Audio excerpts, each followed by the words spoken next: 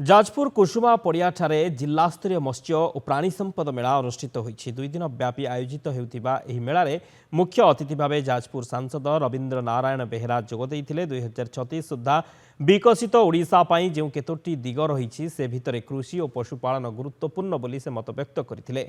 ए कार्यक्रम रे विधायिका सुजाता साहू, जिला परिषद अध्यक्षा नलिनी प्रभा जेना, जिला मत्स्य अधिकारी रंजिता बेहेरा, जिला मुख्य कृषि अधिकारी तपन कुमार महापात्र, ओमफेड कटक जेनराल मैनेजर प्रमुख उपस्थित थिले।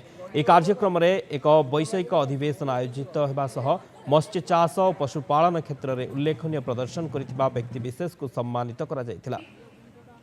जिला स्तरीय मत्स्य प्राणी संपद जो मेला है कृषक भाई भौणी माने एवं मत्स्यजीवी माने आउ प्राणी संपद जो माने ये तीनटा अंग जोटा कि विकास प्रतीक तेणु आज समग्र देश